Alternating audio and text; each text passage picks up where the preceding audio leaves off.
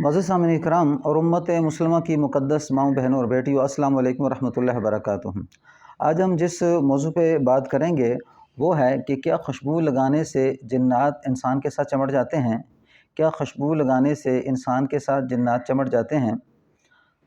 Video शुरू करने से पहले अगर आप चैनल पर नए हैं तो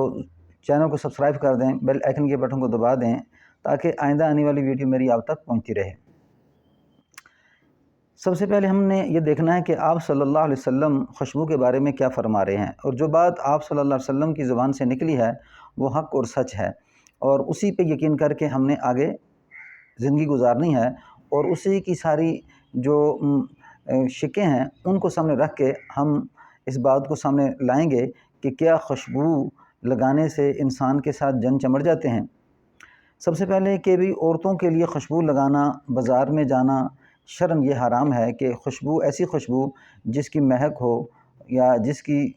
खुशबू आ रही हो, औरतों के लिए अल्लाह सुब्हानहू व तआला ने इसको हराम करार दिया है कि औरतें बाज़ार में इस तरह की खुशबू लगा कर ना जाएं। और औरतों के लिए यह है कि ऐसी खुशबू लगाएं कि जिनकी रंगत, जिससे खुशबू की रंगत हो लेकिन खुशबू ना हो। और ऐसी औरतें जो खुशबू लगा के बाज़ार में जाती हैं और फिर लोगों को अपनी तरफ मुतवज्जा करती हैं, हदीस में यहाँ तक इस औरत को कहा गया, ज़ानिया कहा गया। और फिर इस औरत के बारे में कि जो अपने सर को, बालों को कोहान की तरह, ऊँट के कोहान की तरह करती हैं और लोगों को अपनी तरफ मुतवज्जा करती हैं, इसको झन्नी कहा गया है। तो ऐसी औरतों पे जिन्नात का असर बहुत जल्दी होता है। बाल को, वो औरतें जो बाल को बिखेर के रखती हैं, खुशबू ऐसी जिस खुशबू को मर्दों के लिए अल्लाह सुब्हानहू व तआला ने हलाल किया और औरतों के लिए हराम किया, अगर ये औरतें ऐसी खुशबू लगा के बाज़ार में जाती हैं या मर्दों के सामने जाती हैं तो इन औरतों पे बहुत ज़्यादा जिन्नात जल्दी जो है ना हमला कर देते हैं। दूसरी, मर्द ऐसी खुशबू लगाएं जिससे खुशबू हो और रंगत ना हो। यानी अल्लाह सुब्हानहू व तआला के रसूल खुशबू बहुत ज़्यादा पसंद करते थे और आप सल्लल्लाहु अलैहि वसल्लम खुशबू बहुत ज़्यादा लगाते थे। तो मर्दों के लिए है कि ऐसी खुशबू जिसकी रंगत ना हो लेकिन महक और खुशबू ज़्यादा हो, वो इस्तेमाल करें। उससे मरीज़ को फ़ायदा होता है, यानी कि उस जो मरीज़, जो इंसान अगर मरज़ भी है तो उससे भी फ़ायदा होता है। मैं उसकी आगे तफ़सील आपको बताता हूँ। अब यहाँ पे बात यह है कि हम जब ग़ुस्लख़ाने या लैट्रिन में जाते हैं, यानी कि इंसान बाथरूम में जाता है क़ज़ाए हाजत के लिए, पेशाब वगैरह करने के लिए, तो वहाँ पे हमें एक दुआ का कहा गया है जिसमें फ़रमाया कि अल्लाहुम्मा इन्नी औज़ु बिका मिनल खुबुसी वल ख़बाइस। ऐ अल्लाह, मैं जिन्नों और जिन्नियों से तेरी पनाह चाहता हूँ। ऐ अल्लाह, मैं जिन्नों और जिन्नियों से तेरी पनाह चाहता हूँ। अब यहाँ पे इस बात का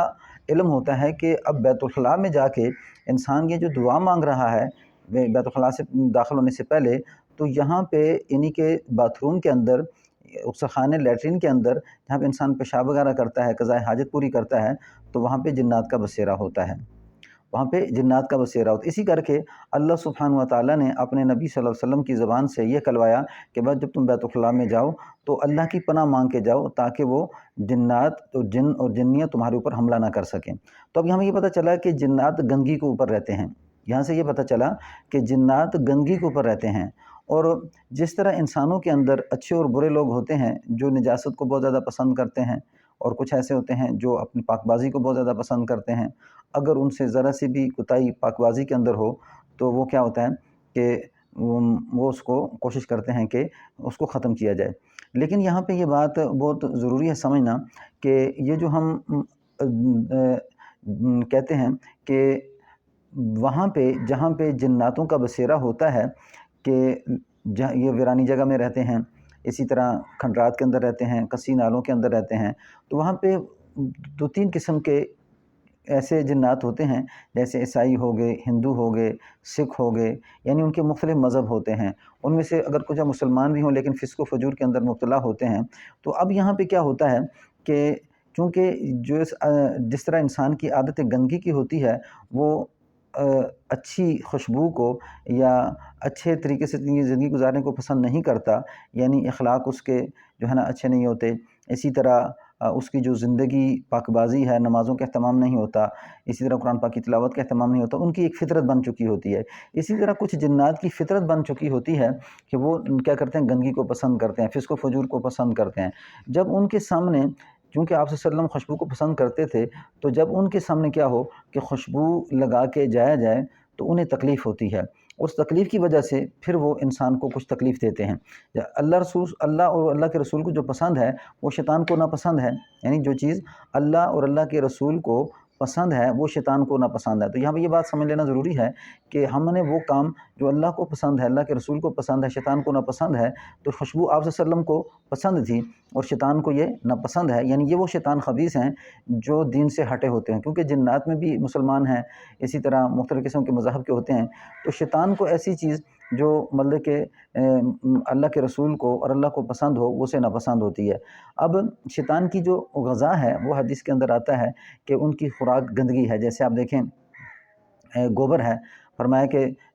گوبر ان کی غذا ہے، اسی طرح ہڈی ان کی غذا ہے، یعنی گوبر سے تم کیا کرو، پیشاب نہ صاف کرو، ہڈی سے پیشاب نہ صاف کرو، یہ جنات بھائیوں کی غذا ہے۔ تو آپ صلی اللہ علیہ وسلم نے اس کو منع کیا۔ اب جو اللہ اور اللہ کے رسول کی نافرمانی کرے گا اسے کیا ہوگا کہ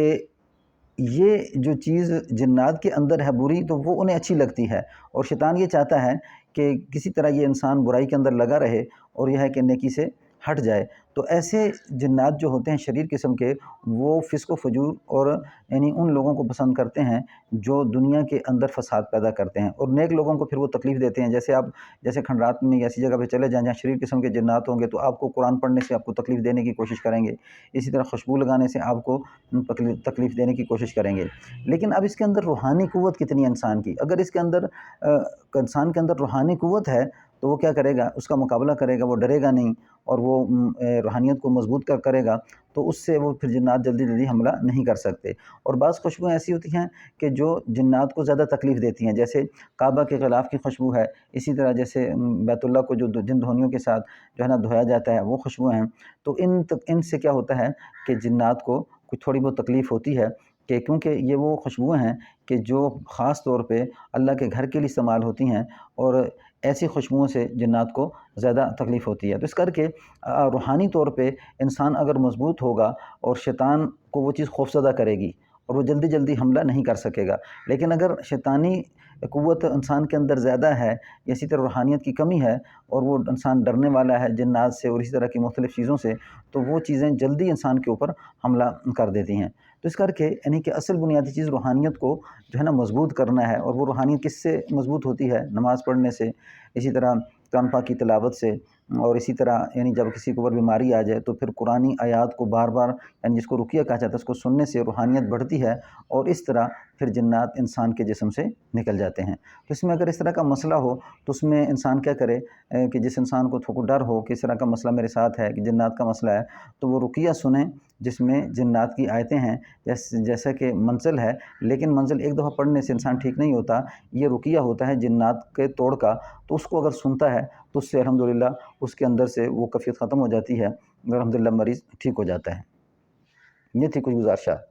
السلام علیکم ورحمۃ اللہ وبرکاتہ۔